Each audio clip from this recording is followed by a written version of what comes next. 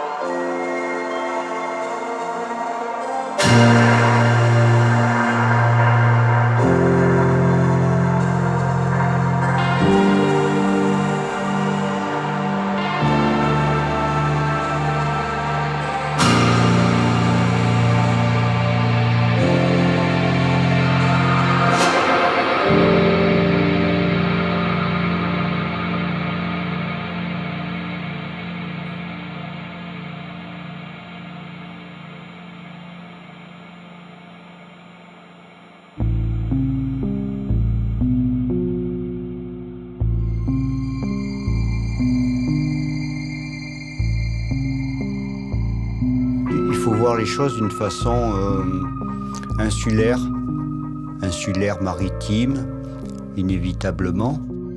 C'est une île totalement artificielle, entièrement et complètement fabriquée, à partir de rien. Conquis sur le vacant, sur la lagune, avec ses perspectives en longueur, en largeur. Le choix de construire ici a été fait en essayant de préserver les caractéristiques d'une ville, d'un quartier construit dans l'eau. Vous avez, entre autres, on va dire, une île qui nous relie. Les générations les plus anciennes ont porté cette mémoire d'un quartier qui s'est fait avec eux, qui s'est construit avec eux. Et les générations nouvelles ont eu cette transmission de mémoire. Les perspectives qu'on peut y avoir sont celles pour moi, sont celles d'une Camargue. Et toujours ces lignes longitudinales, ces horizons où tout est coincé entre le ciel et le premier plan de l'étang, si on veut. Disons que les immeubles qui sont absolument derrière sont en alignement par rapport à nos maisons et en hauteur qui ne gênent pas dans le pittoresque de la presqu'île. Les repères géographiques, on se les perd rapidement. Il y a des moyens de les retrouver. C'est tenir compte des vents, du soleil, de ne pas se laisser enfermer par les quadrilatères et se percevoir, comme dans le bassin, de tout. On est entouré de bâtiments, de plus d'une dizaine de bâtiments de cet étage, en carré. Il y a des bâtiments qui forment généralement des ailes et des ailes inversées de l'autre côté. Des bâtiments qui sont fermés, qui sont assez étouffants quand on est dans la cour. Des cours qui se regardent à l'intérieur, qui a une autre vue à l'extérieur, suivant ses lieux, ses jours de vie, la vie sociale du quartier en lui-même. Chaque cour du quartier a une utilisation spécifique que les gens eux-mêmes ont organisée. C'est ce contraste-là, c'est l'intérieur-extérieur. Vous voyez les jardins, vous voyez les anses.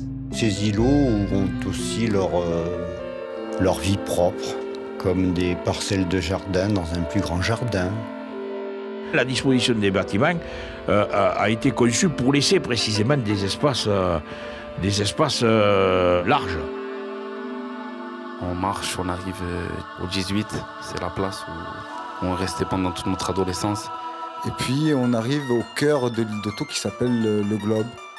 C'est le dernier bâtiment construit. Et dans les plans d'origine, il n'était pas prévu le Globe. Donc le Globe, c'est... Mais c'est un grand carré. Au milieu, il y a des espaces pour pouvoir circuler. C'est le seul lieu de pénétration et de passage avec le nord du quartier. J'ai fait des études d'histoire et ça me rappelle en fait un château fort. C'est étrange, mais il est central par rapport à l'île de Thau. Si on regarde de loin du Mont-Saint-Clair à l'île de Thau, le Globe, on le reconnaît, on le voit de loin. Il est central. C'est le bâtiment le plus concentré, 300 logements. Ce bâtiment, pour moi, me rappelle un peu certains films, on va dire, d'anticipation, comme Blade Runner. Il manquerait plus qu'un peu de lumière, comme dans ce genre de film. Il y a une grande cour, comme de l'autre côté. Vu de ma fenêtre, moi je vois, c'est un genre de damier, c'est genre un carré noir, des carrelages blancs. C'est l'image d'un patio grande échelle, l'intérieur du Globe. En fait, c'est ça. Alors, quand on arrive devant la porte, on a un passe. On a l'entrée avec les boîtes aux lettres, bien sûr. On a des escaliers qui font 19 marches. Puis il y a 7 étages. On arrive au premier étage, il y a l'ascenseur direct. C'est blanc. Et les portes sont... c'est pas rouge, c'est bordeaux. Il y a 4 appartements dans chaque étage. Avec des logements qui sont, beaucoup de T4, T5, T6, des grands logements. Mais à l'intérieur, chaque couloir a son histoire, sa manière de vivre. Et finalement, il y a beaucoup de vie.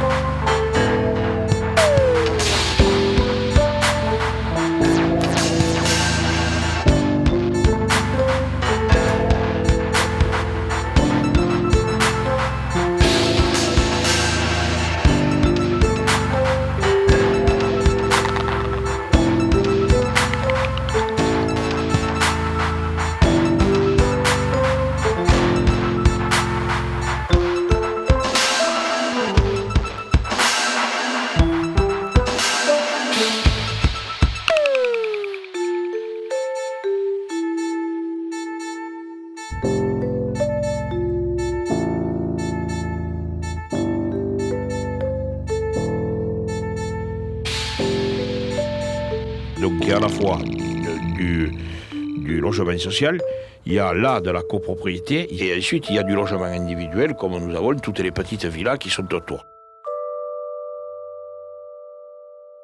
Une fois passé le Globe, on arrive à un autre rond-point qui nous amène vers... Une longue route où, à notre gauche, on a tous les bâtiments du 11. Et en face, c'est les villas de l'île de Thau. C'est le coin des villas de l'île de Thau, où derrière, il y a... Le marais et le ciel, et des bandes de terre que l'on voit plus ou moins bien. Avec une végétation relativement éparse parce que le soleil ne permet pas, disons, les verdures, par exemple, de certains bassins, comme par exemple le bassin d'Arcachon. Je préfère le voir comme ça, un accès à l'étang, à la mer.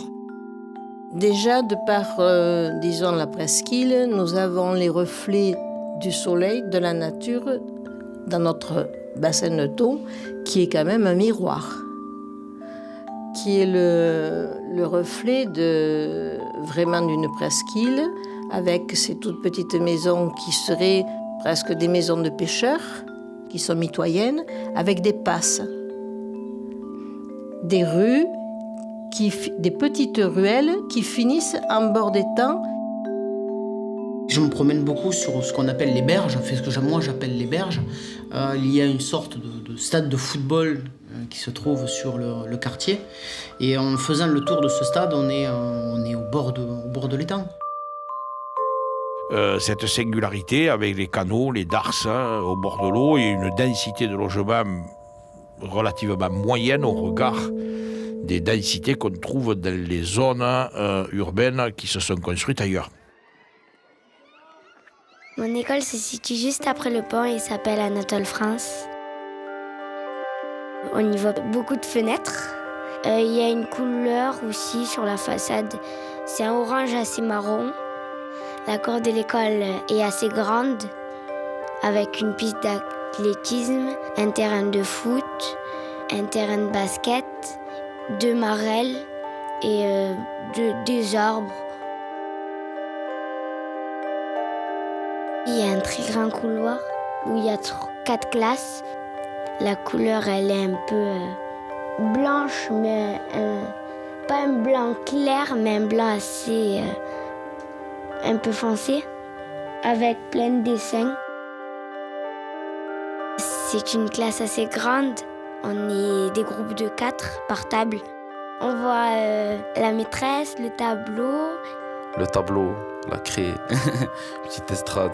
La carte d'Europe. Et on a un mur avec plein d'aides pour quand on fait des exercices. Ouais, moi j'ai un souvenir d'un globe terrestre, un genre de petit globe terrestre et d'une grande photo de Georges Brassens. Je suis située devant, à gauche, à côté de la fenêtre. C'est pour ça que j'ai la vue. Ouais, souvent je regardais par la fenêtre, je regardais souvent l'eau. C'est-à-dire qu'il n'y a rien qui arrête le regard. On a des vues qui sont magnifiques. Qui est bien le système de la presqu'île. On est son propre voyageur de chez soi. Mais rendez-vous compte, suivant où on se place sur ce quartier, on voit tous les temps de taux. Je vois le Mont Saint-Clair. Et juste en face, on a Naise. Aussi que... avec les parcs à huîtres. La mer d'un côté, les temps de l'autre. Je vois les parcs et les machines de Moug. Je vois la mer. Le Mont d'Agde. Le massif de la Gardiole. On a l'éclairage sur les baies. On a Balaruc à notre droite. L'Opian. Je vois les collines là-bas, derrière Balaruc. Et partant clair, même en montant sur des chaises, je vois le Ganicou. Les Pyrénées enneigées le matin quand il fait beau. Et bien d'autres perspectives. Regardez-y bien autour.